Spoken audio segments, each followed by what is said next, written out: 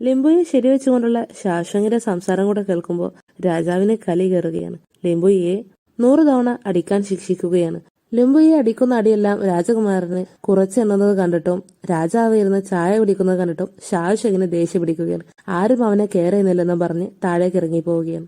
ഭടന്മാർ അവളെ തടഞ്ഞു നിർത്തുമെങ്കിലും രാജകുമാരനെയും രാജാവിനെയും അവൾ കണക്കിന് പറയും. അപ്പോഴായിരിക്കും 2 റാണിമാരും കൂടെ അവിടേക്ക് കയറി വരിക. ഒരു കൂസലുമില്ലാതെ നിൽക്കുന്ന രാജാവിനെ കണ്ട് മഹാറാണിക്ക് ദേഷ്യം വരികയാണ്.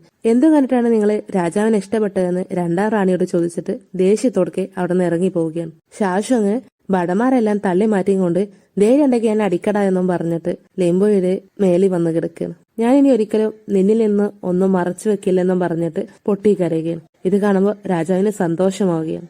രാജാവ് തന്നെ പുകഴ്ത്താൻ വേണ്ടി റാണിമാരെ തിരിഞ്ഞു നോക്കുമ്പോൾ 2 പേരും അവിടുന്ന് പോയത് കണ്ട് നിങ്ങൾ എന്നെ പ്രശംസിച്ചില്ലെങ്കിലും വേണ്ടില്ല എന്നിട്ട് സമാധാനത്തോടെ ദീർഘശ്വാസം എടുക്കുക.